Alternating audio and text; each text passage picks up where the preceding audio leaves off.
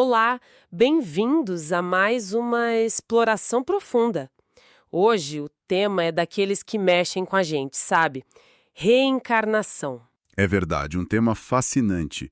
E vamos olhar para ela sobre um ângulo bem específico: a justiça. Como a ideia de reencarnação se liga à justiça divina. Nossa fonte principal hoje é o Livro dos Espíritos. Exato, um texto fundamental do Espiritismo.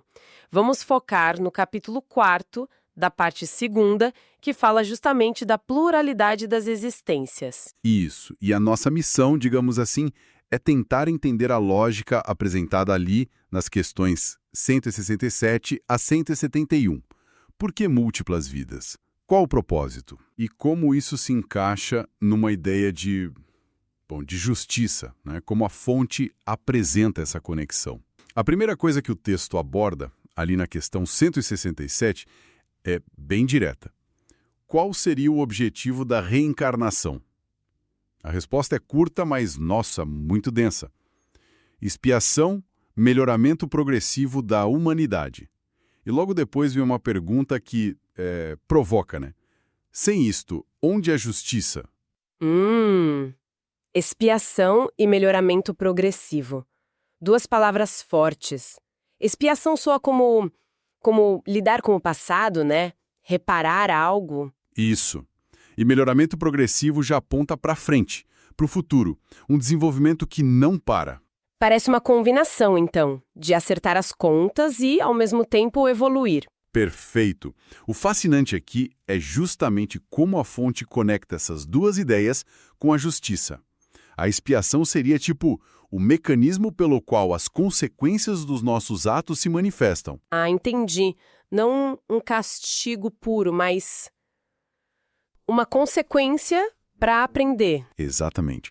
Uma oportunidade de aprendizado, de reparação, e o melhoramento progressivo é o objetivo maior. Evoluir, se aprimorar moralmente, intelectualmente. E aquela pergunta no final: sem isto, onde é justiça? Para essa filosofia, um Deus justo não poderia simplesmente deixar acontecer as enormes diferenças que a gente vê no mundo, né? Sofrimento, talentos, condições morais, sem oferecer um jeito de equilibrar isso. Um mecanismo como a reencarnação daria essa chance para todos progredirem, para a justiça realmente acontecer ao longo do tempo. Entendi. Então, a reencarnação, nessa visão, seria como novas aulas, sabe? Novas chances para aprender as lições que faltam para esse tal melhoramento progressivo. Isso mesmo. Tenta dar um sentido para as desigualdades. Não seriam falhas, mas estágios diferentes de um aprendizado longo para cada espírito. Faz sentido dentro dessa lógica. A reencarnação seria a ferramenta para a justiça divina funcionar de forma justa para todo mundo, considerando de onde cada um parte e o esforço que faz. Exato. Cada vida, uma chance de usar o que já aprendeu.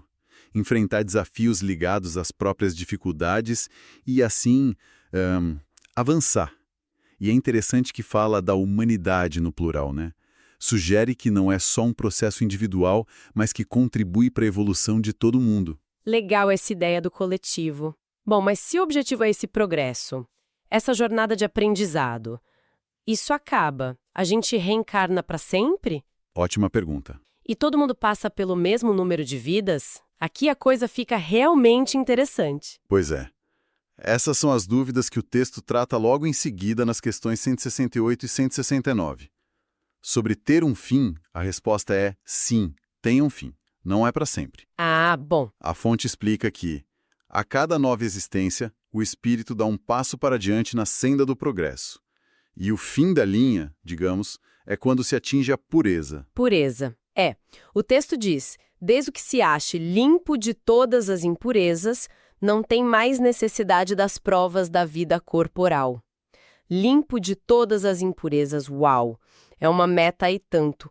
O que seriam essas impurezas nesse contexto? Olha, pelo que se entende da obra toda, são as nossas imperfeições, né?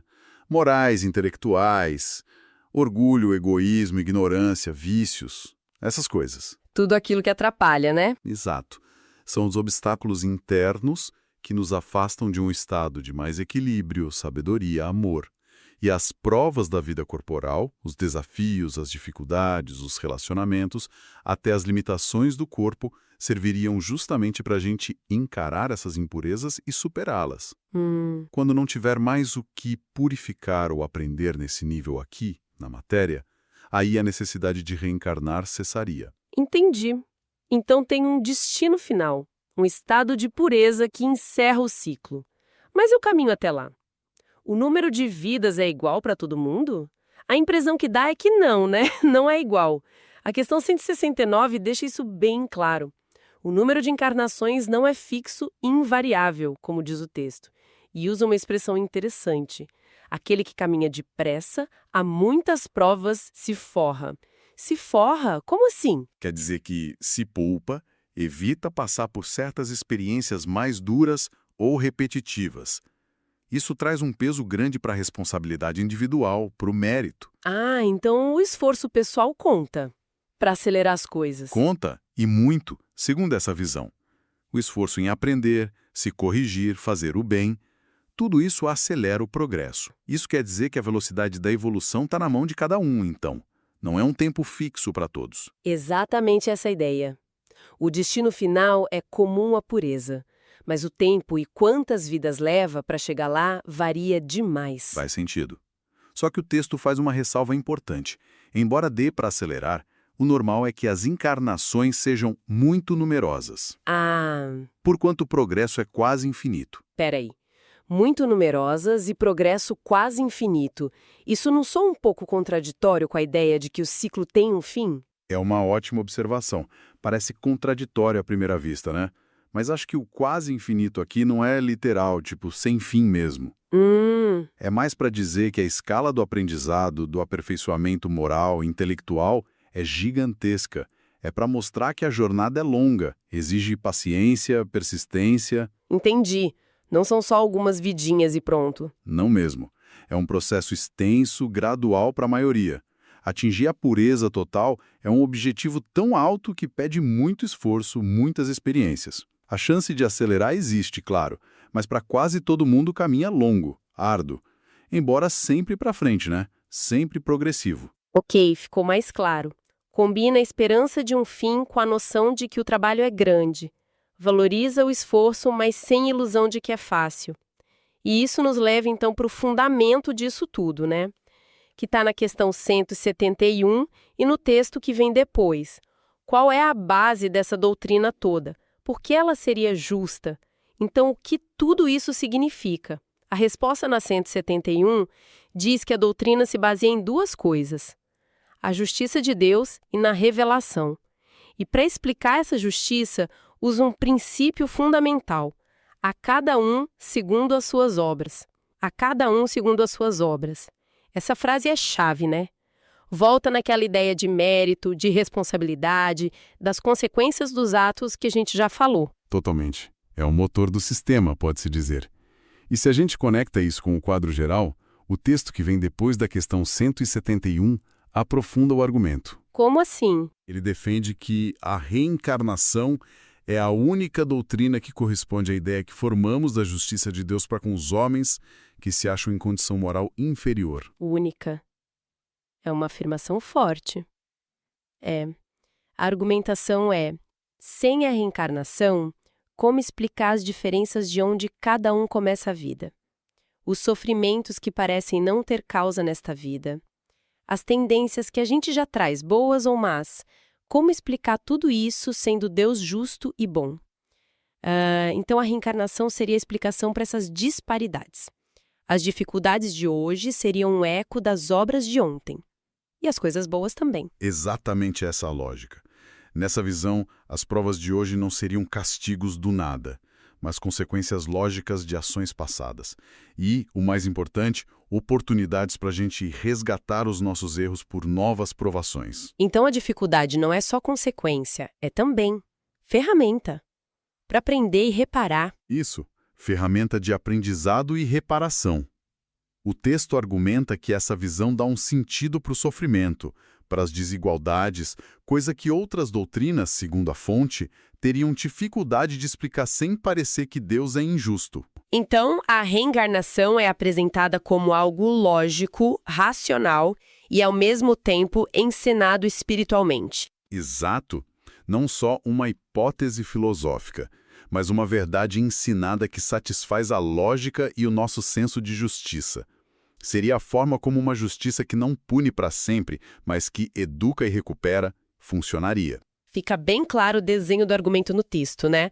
A reencarnação seria justa porque liga causa e efeito, a cada um segundo suas obras, explica as diferenças como fases do aprendizado. Isso. E oferece um caminho de esperança, de progresso contínuo. Não é um ciclo de castigo, mas uma espiral para cima, mesmo que longa e difícil, de limpeza espiritual e crescimento. Perfeito, a proposta é essa. Um quadro coerente onde sofrimento, aprendizado, responsabilidade e justiça divina andam juntos. As muitas vidas seriam o palco onde isso acontece. Permitindo que cada espírito, no seu tempo, no seu ritmo, avance para aquela meta final de pureza, de felicidade, superando aos poucos as próprias impurezas. É uma visão que tenta dar um propósito maior para as dificuldades da vida aqui na Terra. Bom, resumindo então o que a gente explorou hoje dessas questões de O Livro dos Espíritos, a reencarnação é vista como um pilar da justiça divina. Isso, como um propósito duplo: espiar o passado e melhorar continuamente, tanto individualmente quanto como humanidade. E esse ciclo de vidas não é infinito, tem um fim: alcançar a pureza, se livrar das imperfeições. Mas a duração da jornada não é igual para todos. Depende muito. Depende do esforço de cada um, né? Para aprender, para se transformar. Quem caminha depressa pode encurtar o caminho, embora geralmente seja longo. E tudo isso baseado no princípio de a cada um segundo as suas obras. Cada um é responsável pela sua caminhada. E as dificuldades são vistas como chances de crescer e reparar. Exato. É uma estrutura bem amarrada. Com certeza. É uma perspectiva que, nossa, convida muito à reflexão sobre o sentido da vida, das nossas ações. Sem dúvida. Isso me faz pensar, sabe? Levanta uma questão importante para quem considera essa filosofia. Se a gente pensa na vida atual não como a única chance, mas como só mais uma etapa nesse longo caminho de aprendizado e reparação, como isso poderia mudar o jeito como a gente encara os desafios que aparecem, as desigualdades que a gente vê, os nossos relacionamentos, até o sofrimento, o nosso e o dos outros? É verdade. De que forma essa visão de longo prazo, focada no progresso do espírito através de muitas vidas, poderia impactar as nossas escolhas do dia a dia, as nossas prioridades, o jeito como a gente vive, né? A ideia de uma justiça que funciona pelo tempo, pelo aprendizado, sempre dando novas chances, pode dar um significado bem diferente para a experiência humana.